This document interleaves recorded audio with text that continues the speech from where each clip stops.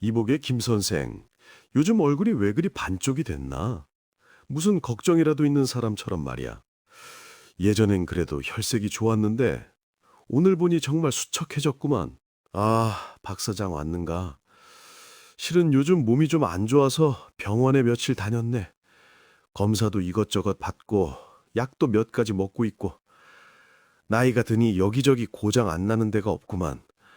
허리는 쑤시고 무릎은 시큰거리고 마음도 좀 허허럽고 자네도 알다시피 요즘 세상이 만만치 않지 않나. 에이, 김 선생. 나이 먹으면 다 그런 거지 뭘 그런 걸 가지고 기운을 빼나. 우리가 이 나이면 어디 하나씩 안 아픈 데가 있겠나? 그런 거로 풀이 주고 있으면 더 안 좋아. 그건 그렇고 내 말 좀 들어보게. 이번에 우리 아들놈이 큰 기업에서 부장으로 승진을 했다네. 자네도 알지? 우리 애가 얼마나 똑똑한지. 역시 내 피를 물려받아서 그런지 수완이 보통이 아니야. 회사에서도 인정받고 상도 몇 번 받았다더군. 지난주에는 며느리가 나를 백화점에 데려가더니 제일 좋은 양복을 한 벌 해주지 않겠나? 거기 최고급 브랜드 있잖아. 이름 있는데. 자네도 알지? 내가 평소에 옷에 관심 없는 거. 그냥 입을만 하면 됐지 하는 사람인데 그런데 막상 입어보니 확실히 다르긴 하더군. 거울 앞에 서니까 10년은 젊어 보이더라고. 사람들이 다 부러워하더라니까. 그리고 말이야, 다음 달에는 손자가 또 명문 초등학교에... 아드님이 참 장하구먼. 축하하네, 정말. 그런데 박 사장, 저기 내가 실은 지난번에 자네 급하다고 해서 빌려주었던 그 돈 말인데 기억하지? 작년 여름에 자네가 급한 일이 있다고 해서 내가 정기예금 깨서 300만 원 빌려줬었잖아. 내가 요즘 병원비도 좀 들고 약값도 만만치 않고 해서 조심스럽게 꺼내보내만 혹시 언제쯤 돌려줄 수 있을까 해서. 이복의 김 선생? 지금 뭐라고 한 거야? 우리가 하루 이틀 본 사이인가? 몇십 년을 알고 지낸 사이에 돈 이야기를 지금 끄집어내? 자네 정말 실망이네. 아니 내가 오늘 좋은 소식 있어서 기분 좋게 자네 찾아왔는데 분위기를 이렇게 만들어? 그까지 푼돈 가지고 사람을 이렇게 무안하게 만드나? 300만 원이 자네한테 그렇게 큰 돈이야?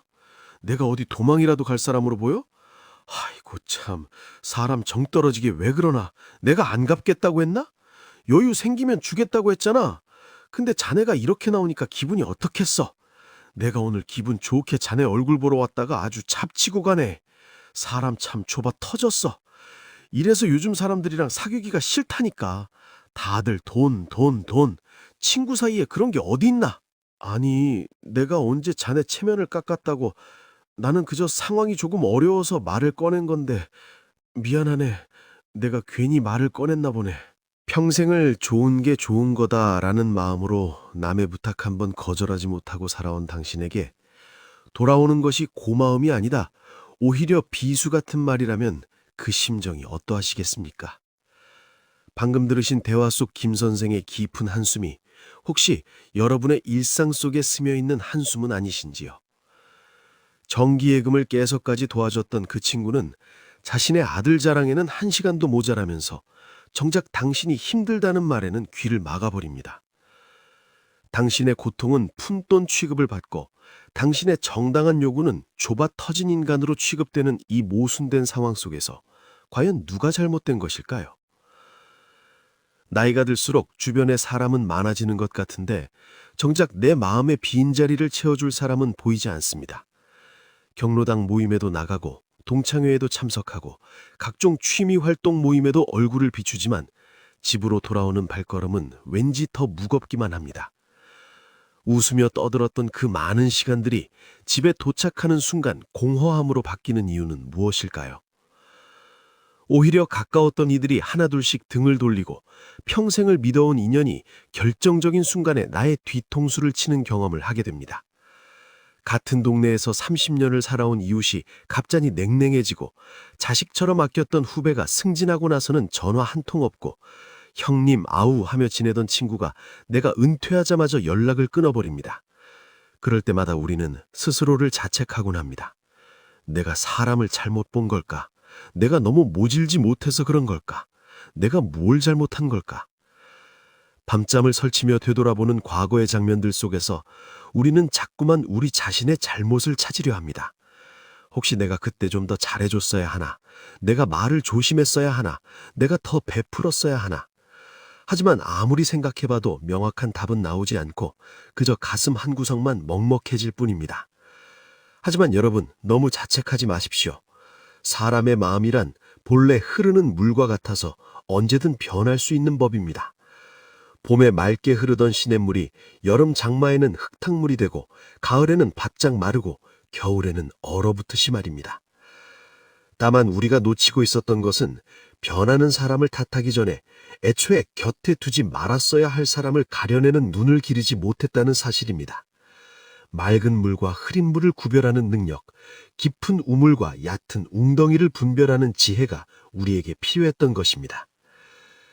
조선의 대유학자이자 인간의 가장 처절한 바닥인 유배지에서 인간 본성의 밑바닥을 목격했던 다산 정약용 선생은 일찍이 우리에게 경고했습니다. 그는 18해라는 긴 시간 동안 홀로 고립되어 지내며 권력의 정점에 있을 때 구름처럼 몰려들던 이들이 자신이 몰락하자마자 어떻게 싸늘하게 변하는지를 몸소 경험해냈습니다. 한양에서 왕의 총애를 받던 시절 정약용 선생의 집 앞에는 줄을 서서 기다리는 사람들로 벅적했습니다. 학문을 배우겠다는 선비들, 인맥을 쌓겠다는 관료들, 청탁을 부탁하려는 양반들, 모두가 그에게 고개를 숙이고 존경을 표했습니다. 하지만 신유박해로 그가 전라도 강진의 작은 마을로 유배를 떠나자 그 많던 사람들은 한순간에 사라져버렸습니다. 어제까지 스승이라 부르던 이들이 오늘은 모른 척 고개를 돌렸고 형님이라 부르던 이들이 길에서 마주쳐도 못 본 척 지나갔습니다. 유배지에서 선생은 좁은 방 한 칸에서 지내며 추운 겨울에는 동사할 뻔한 위기를 겪었기도 했고 끼니를 제대로 잊지 못해 굶주리기도 했습니다. 그러나 그 긴 세월 동안 한양에서 자신을 찾아온 이는 손에 꼽을 정도였습니다. 선생은 그 고통 속에서 인간 본성을 꿰뚫어 보게 됐고 자신의 아들들에게 보낸 편지와 저수를 통해 후세에 귀중한 가르침을 남겼습니다. 정약용 선생은 그의 저술과 아들에게 보낸 편지를 통해 노년에 반드시 뒤통수를 칠 사람, 그리고 당신의 명을 갉아먹는 독소 같은 인간관계의 특징을 아주 날카롭게 짚어냈습니다. 그것은 단순한 이론이 아니라 18년의 유배 생활을 통해 몸소 체득한 뼈아픈 경험에서 우러나온 지혜였습니다. 오늘 이 시간을 통해 정약용 선생의 지혜를 빌려 당신의 소중한 남은 인생을 지켜낼 방법을 함께 찾아보고자 합니다.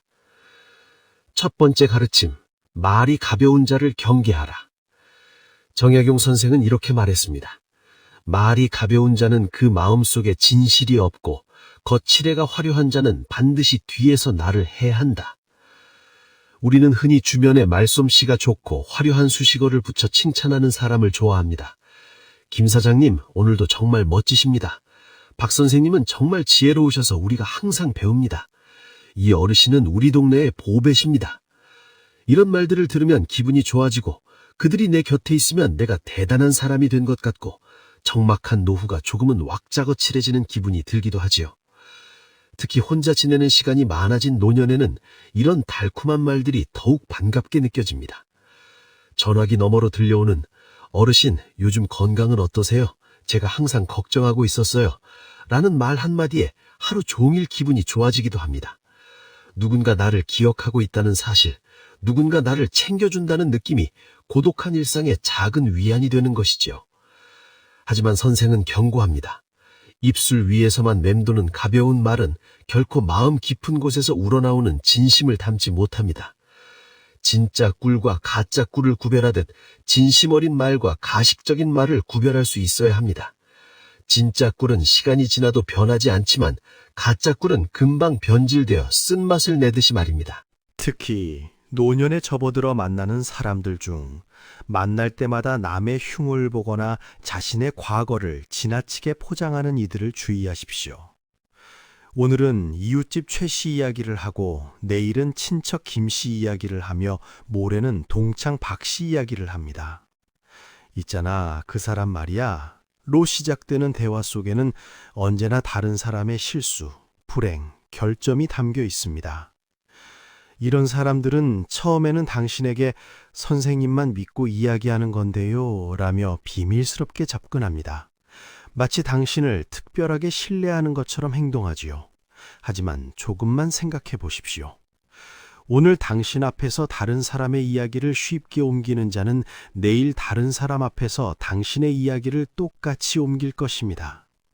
남의 이야기를 쉽게 옮기는 자는 반드시 당신의 이야기도 다른 곳에서 가볍게 내뱉을 사람입니다. 자네만 알고 있게 라며 시작된 그 은밀한 대화가 결국 당신의 뒤통수를 치는 가장 큰 흉기가 되어 돌아올 것입니다. 어느 날 우연히 듣게 되는 소문 속에 당신의 이야기가 왜곡되어 퍼져 있고 당신이 믿고 나눈 고민이 동네 사람들의 입에 오르내리는 것을 발견하게 될 것입니다. 실제로 이런 일이 있었습니다. 70대 중반의 한 어르신이 오랜 친구라고 믿었던 분에게 자신의 건강 염려를 털어놓았습니다. 최근 건망증이 심해져서 걱정이라는 이야기, 병원에서 정밀검사를 받아보라는 권유를 받았다는 이야기를 나눴죠. 그런데 며칠 후 동창회 모임에서 다른 친구들이 수군거리는 소리를 들었습니다. 김 선생이 요즘 치매 기미가 보인대. 병원에서 알츠하이머 진단을 받았다더라. 전혀 사실이 아닌 이야기가 마치 정해진 사실처럼 퍼져 있었습니다. 그 어르신이 믿고 나눴던 대화는 이렇게 왜곡되고 과장되어 소문이 되어버렸고 결국 그분은 오랫동안 다니던 동창회 모임을 그만두어야 했습니다. 진정한 군자는 말을 아끼며 그 무게를 안다고 했습니다. 공자께서도 군자는 말은 어눌하나 행동은 민첩하다고 하셨습니다. 진짜 당신을 아끼는 사람은 화려한 말 대신 묵묵한 행동으로 보여줍니다.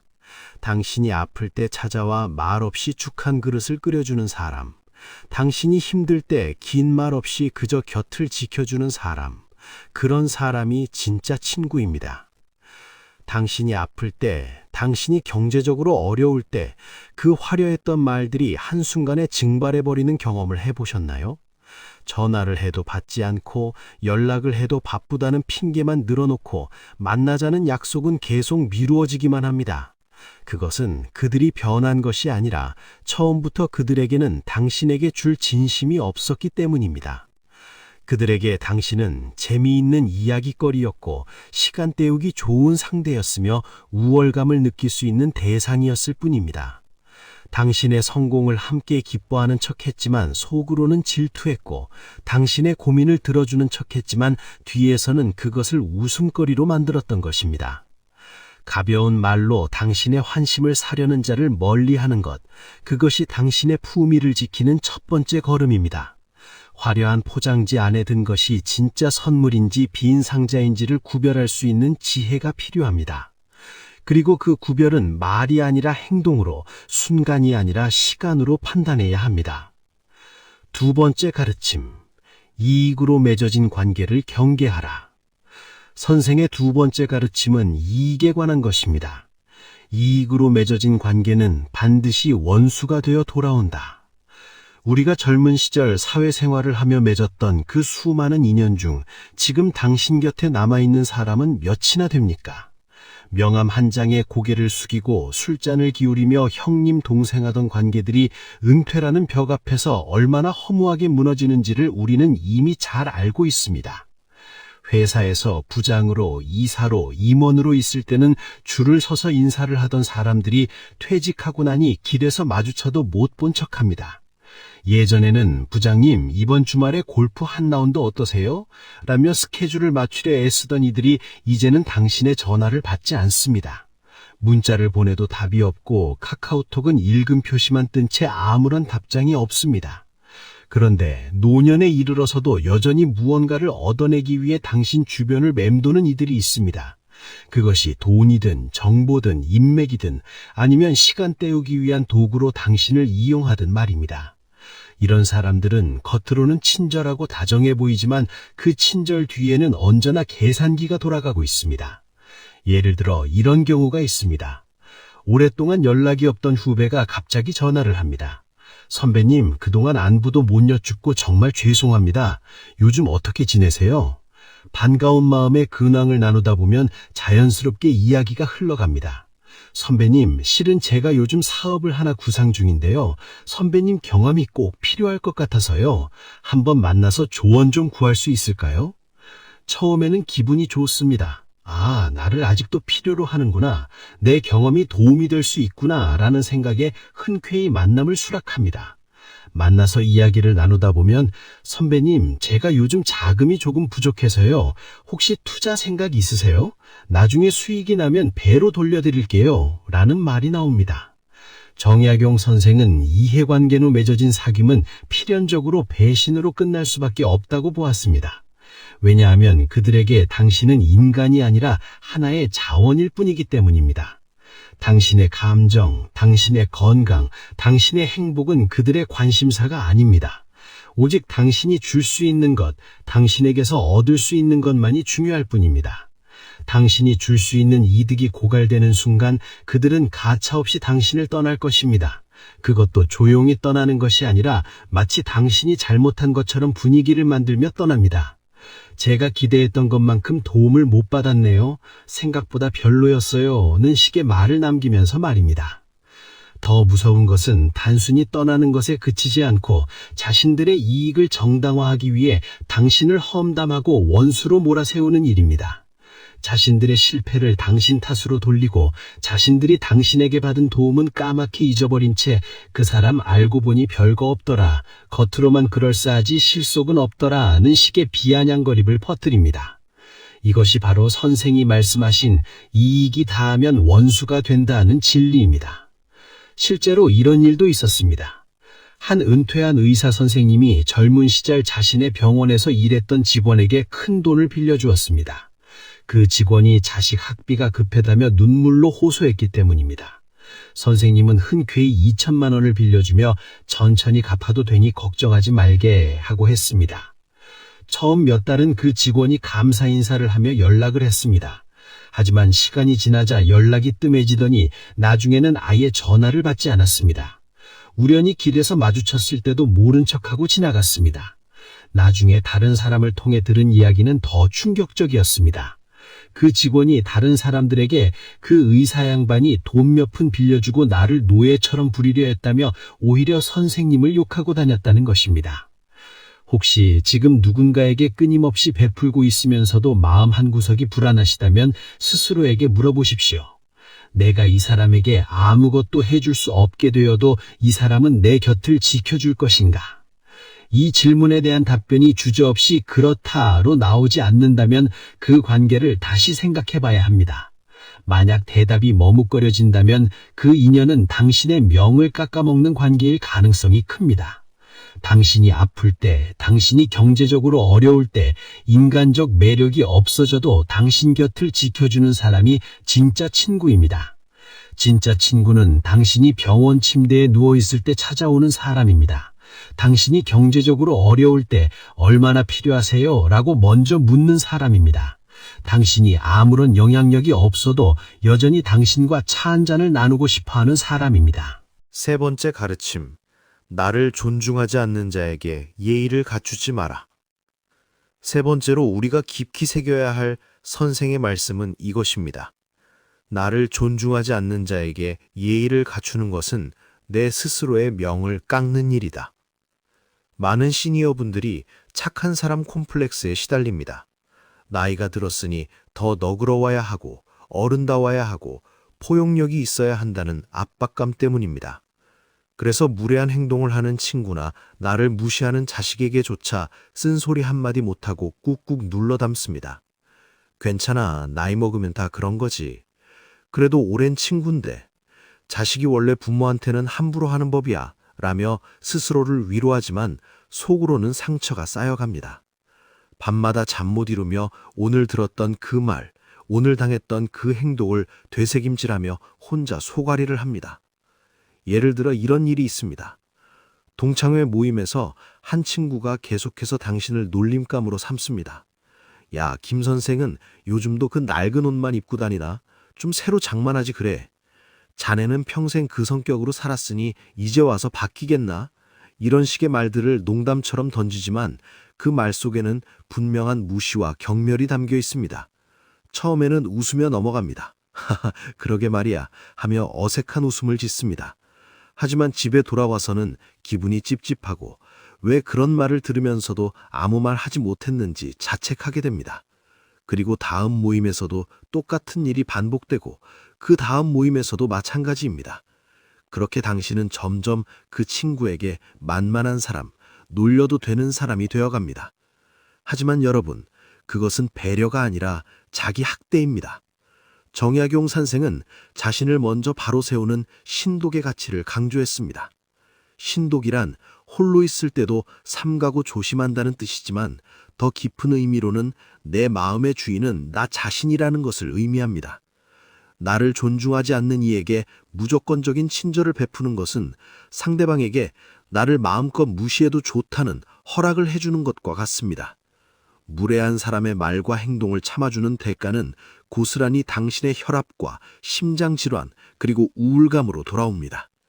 의학 연구에 따르면 만성적인 스트레스는 면역 시스템을 약화시키고 심혈관 질환의 위험을 높이며 치매 발병률까지 증가시킨다고 합니다. 당신이 참고 견디며 쌓아온 그 스트레스가 결국 당신의 건강을 갉아먹는 것입니다. 명의가 말하기를 스트레스는 만병의 근원이라 했습니다. 나를 깎아내리고 함부로 대하는 사람과 억지로 관계를 유지하는 것은 독약을 매일 조금씩 마시는 것과 다르지 않습니다. 처음에는 몸이 그 독을 견뎌내지만 시간이 지나면서 조금씩 쌓인 독이 결국 몸 전체를 병들게 만듭니다. 나이가 들었는데 친구 하나는 있어야지라는 두려움 때문에 독이 든 성배를 마시지 마십시오. 외로움이 두려워서 나를 아프게 하는 관계를 유지하는 것은 추위가 두려워서 불타는 집에 머무르는 것과 같습니다. 당장은 따뜻할지 몰라도 결국에는 재만 남게 될 것입니다. 혼자 있는 시간의 고요함이 나를 무시하는 자와 함께하는 소란함보다 추선배는 더 건강하고 유익합니다. 조용한 방에서 책을 읽고 창밖을 바라보며 차 한 잔을 마시는 그 시간이 무례한 사람들과의 시끄러운 모임보다 훨씬 더 당신의 영혼을 풍요롭게 만들어둘 것입니다. 네 번째 유형, 감정 쓰레기통이 되어주는 관계. 이제 구체적인 사례를 통해 우리의 삶을 들여다보겠습니다.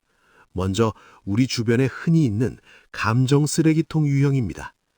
은퇴 후 시간이 많아진 친구들 중에 유독 전화만 하면 몇 시간씩 자기 하소연만 늘어놓는 이들이 있습니다. 자식 걱정, 돈 걱정, 건강 걱정. 처음 한두 번은 위로해주고 싶은 마음에 들어주지만 만날 때마다 똑같은 이야기를 반복하며 당신의 에너지를 바닥까지 긁어가는 사람들이죠. 여보게, 우리 큰애가 말이야. 전화를 받으면 시작되는 2시간짜리 넋두리. 지난주에도 들었던 이야기, 지지난주에도 들었던 이야기가 조금씩 각색되어 다시 반복됩니다. 당신이 조언을 해주면 그건 안 돼, 그건 해봤어, 그런 건 소용없어 라며 모든 제안을 거부합니다. 왜냐하면 이들은 해결책을 원하는 것이 아닙니다. 그저 자신의 불만과 좌절을 누군가에게 쏟아붓고 싶을 뿐입니다. 당신은 그들의 감정 쓰레기통이 되어 그들이 버리는 모든 부정적인 감정을 받아주는 역할을 하고 있는 것입니다. 더 문제는 이런 사람들은 당신의 감정에는 전혀 관심이 없다는 것입니다.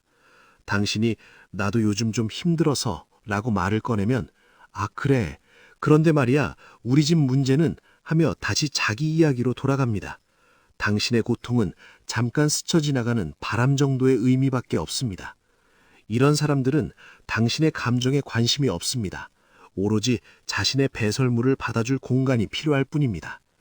정약용 선생이 유배지에서 쓴 수많은 편지를 쓰면서도 그 속에는 늘 절제된 감정과 학문에 대한 열정이 담겨 있었음을 기억하십시오. 선생은 자신의 고통을 편지에 담았지만 그것을 읽는 사람에게 짐이 되지 않도록 항상 희망과 교훈을 함께 담았습니다. 진정한 인연이라면 서로의 슬픔을 나누되 상대방의 삶까지 우울의 구렁텅이로 몰아넣지는 않습니다. 진정한 친구는 자신의 고통을 나누면서도 당신의 고통에도 귀 기울이고 서로를 위로하며 함께 일어서려 노력합니다. 만나고 나서 기분이 좋아지는 것이 아니라 왠지 모르게 몸이 무겁고 가슴이 답답하다면 그 사람은 당신의 에너지를 뺏는 에너지 뱀파이어입니다. 전화를 끊고 나면 온몸이 나른하고 만나고 돌아오면 며칠 동안 우울한 기분이 가시지 않는다면 그것은 명백한 신호입니다. 한 할머니는 이렇게 말씀하셨습니다. 그 친구 만나고 나면 왜 이렇게 힘이 빠지는지 모르겠어. 아무것도 안 했는데 마치 하루 종일 일한 것처럼 피곤하단 말이야. 그런데 또 혼자 있으면 외롭고 그래서 전화가 오면 또 만나게 되고 이게 뭔지 모르겠어.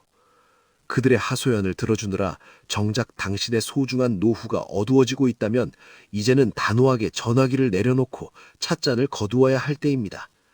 미안하지만 나도 요즘 몸이 안 좋아서 긴 통화가 힘들어. 오늘은 좀 쉬고 싶어. 라고 정중하지만 분명하게 거절할 수 있어야 합니다. 5번째 유형, 자식과의 관계. 다음은 가장 아프지만 마주해야 할 주제, 바로 자식과의 관계입니다. 자식은 부모의 거울이다라는 말이 있습니다. 하지만 노년에 들어 자식을 대할 때 정약용 상생의 가르침은 매우 엄격했습니다. 그는 자식들에게 학문과 도덕을 강조하며 부모에 의존하는 삶을 경계하라고 가르쳤습니다. 선생은 유배지에서 쓴 편지에서 아들들에게 이렇게 말했습니다. 부모의 덕을 바라지 말고 스스로의 힘으로 서라. 현대사회에서 부모의 노후자금을 당연히 자신의 사업자금이나 주택자금으로 여기는 자식들이 많습니다. 어차피 나중에 주실 건데 지금 좀 미리 주시면 안 되나요? 라는 말로 부모의 생명줄과 같은 돈을 요구합니다. 한 70대 아버지의 이야기입니다. 평생을 절약하며 모아둔 퇴직금 3억 원이 있었습니다. 그것이 부부의 노후 생활비였습니다. 그런데 아들이 사업을 한다며 1억 원을 빌려달라고 했습니다. 아버지, 이번 기회를 놓치면 안 돼요. 성공하면 몇 배로 불려드릴게요. 차마 거절하지 못하고 1억 원을 주었습니다. 그런데 몇 달 후 다시 5천만 원을 달라고 했습니다. 사업이 잘 되고 있는데 자금이 조금만 더 있으면 대박이 날 것 같아요. 또 주었습니다. 그렇게 1년 만에 부부의 노후 자금은 바닥이 났습니다. 아들의 사업은 실패했고 돈을 다 뺐다는 이야기는 꺼내지도 못합니다. 그런데 더 충격적인 것은 그 후 아들의 태도였습니다. 부모님이 생활비가 부족하다고 하자 제가 지금 빚도 많고 힘든데 어떻게 도와드려요. 그리고 그 돈은 빌린 게 아니라 미리 받은 유산 아닌가요? 라고 말했다는 것입니다. 그 요구가 거절당했을 때 싸늘해지는 자식의 모습은 부모에게 어떤 배신보다 큰 상처를 줍니다. 명절에 찾아오는 횟수가 줄어들고 전화통화 시간이 짧아지고 손주를 보여주는 일도 뜸해집니다. 마치 돈도 안 주면서 무슨 할아버지 노릇이냐라는 무언의 메시지를 던지는 것 같습니다. 정약용 선생은 부모의 권위는 스스로의 삶을 지탱하는 힘에서 나온다고 보았습니다. 자식에게 모든 것을 다 주고 빈털터리가 된 부모는 존경받지 못합니다. 슬픈 현실이지만 이것이 인간 사회의 냉혹한 진실입니다. 자식이라 할지라도 부모의 희생을 당연하게 여기고 감사를 모른다면 그 관계 또한 재정립할 필요가 있습니다. 너는 내 자식이니까 당연히 도와줘야지가 아니라 너도 이제 어른이니 네 삶은 네가 책임져라고 말할 수 있어야 합니다. 무조건적인 희생이 자식을 망치고 당신의 노후를 비참하게 만든다면 그것은 선생이 강조한 가족의 도리에도 어긋나는 일입니다. 진정한 사랑은 무조건적인 퍼주기가 아니라 자식이 스스로 설 수 있도록 돕는 것입니다. 자식에게 모든 것을 내주고 빈털터리가 되어 자식의 눈치를 보며 사는 삶은 당신의 명을 스스로 깎아먹는 가장 슬픈 지름길입니다. 요양원에 들어가고 싶어도 돈이 없어서 못 가고 아파도 병원에 가기가 두려운 노년을 상상해 보십시오. 그것이 자식에게 모든 것을 다 준 부모의 말로가 될 수 있습니다. 6번째 유형, 껍데기뿐인 인맥. 마지막으로 껍데기뿐인 인맥에 대해 생각해 보겠습니다. 휴대폰 주소록에 수백 명의 이름이 있으면 무엇합니까? 정작 내가 몸이 아파 거동이 불편할 때 어디 아픈 데는 없나 하며 따뜻한 죽 한 그릇 배달해 줄 사람이 없다면 그 인맥은 모래성보다 허무한 것입니다.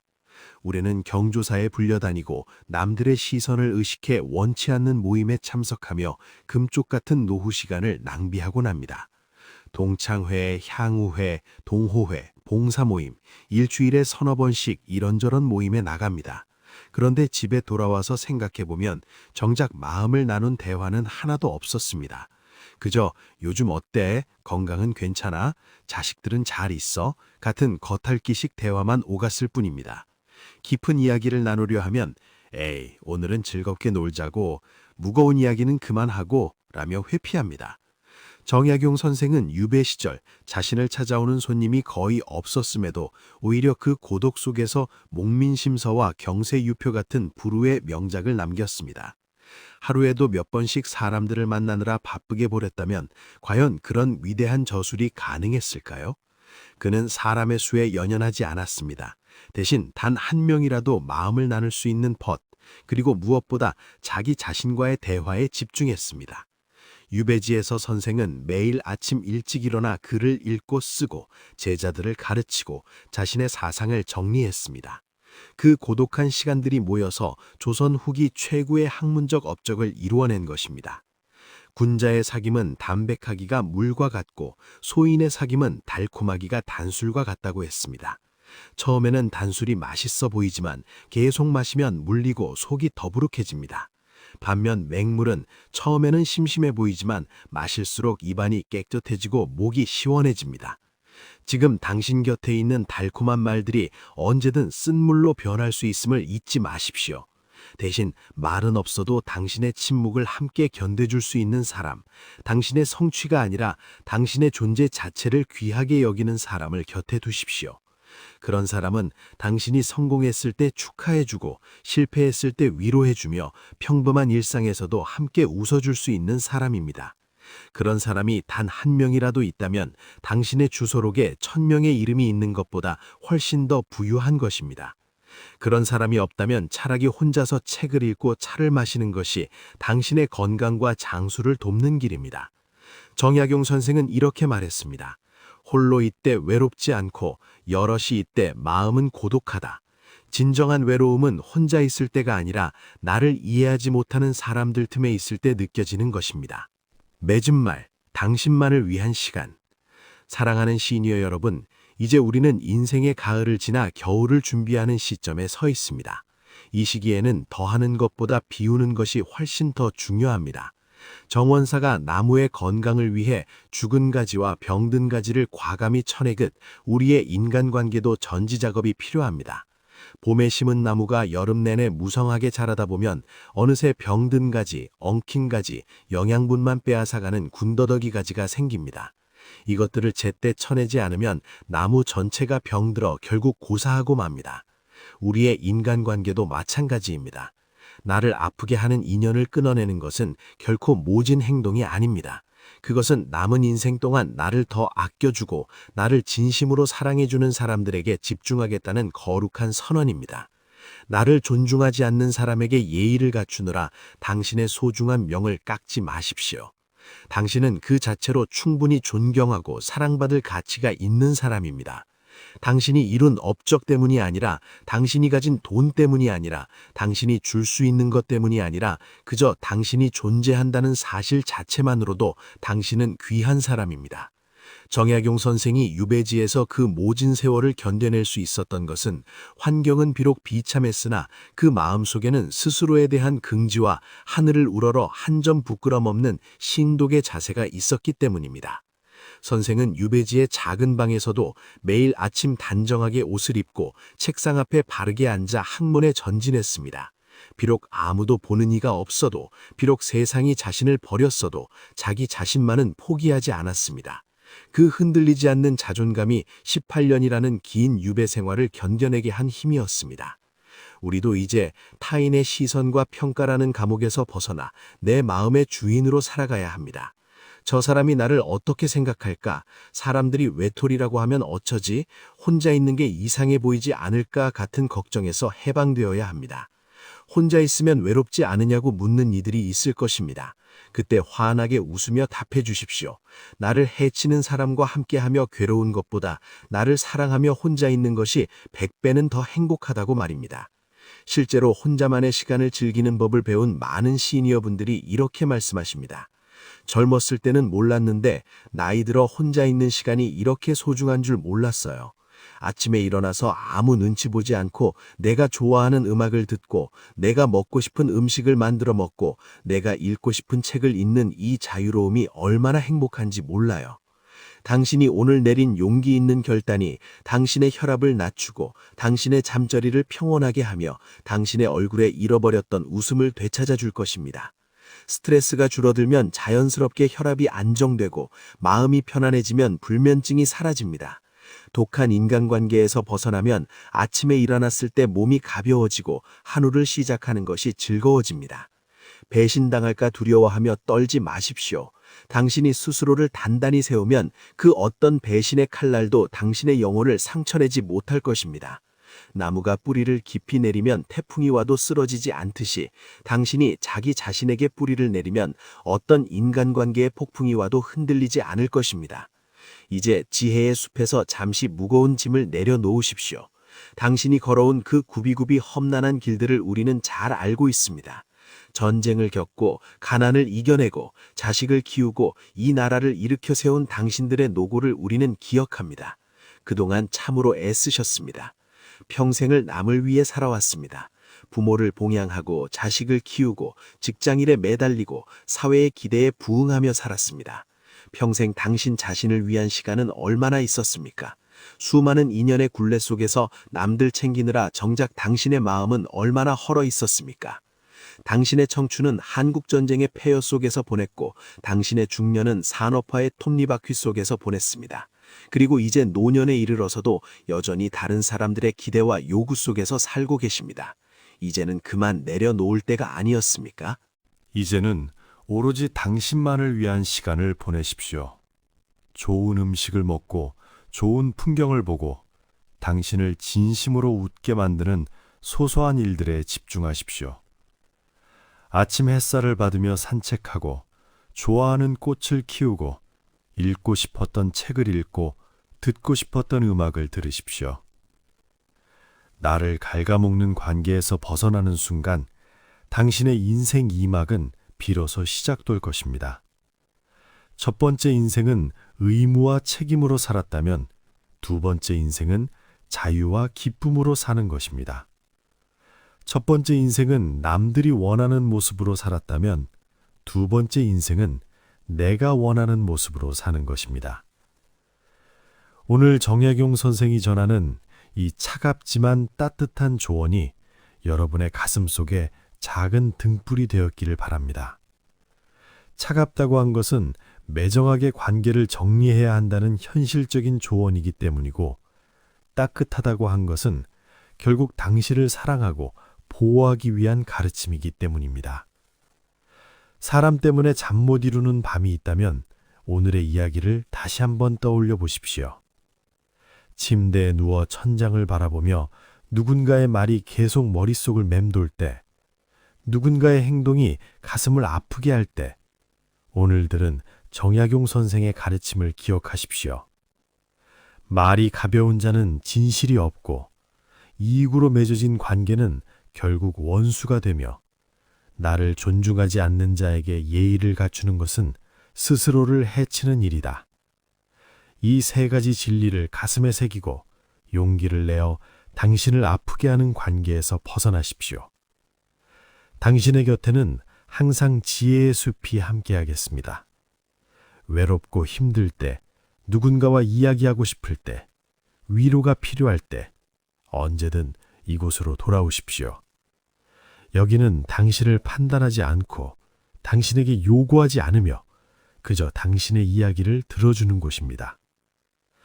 여러분의 남은 여정이 상처와 배신으로 얼룩진 시간이 아니라 오롯이 당신 자신으로 빛나고 평온한 축복의 시간이 되기를 진심으로 기원합니다. 아침에 눈을 뜰 때 오늘은 어떤 좋은 일이 있을까 하는 설렘으로 시작하고, 밤에 잠자리에 들 때 오늘도 참 좋은 하루였어 하는 감사함으로 마무리하는 그런 날들이 계속되기를 바랍니다. 당신의 고귀한 노후를 응원하며 저는 여기서 인사드리겠습니다. 당신은 존귀하고 사랑받을 자격이 있으며 행복할 권리가 있습니다. 그 누구도 당신의 평화를 빼앗을 수 없습니다. 오직 당신 자신만이 당신의 삶의 주인입니다. 인생의 쉼곳 지혜의 숲이었습니다. 오늘도 평안하고 따뜻한 하루 되시길 바랍니다. 당신이 오늘 하루도 건강하고 기쁘고 평화롭기를 간절히 기도합니다. 감사합니다.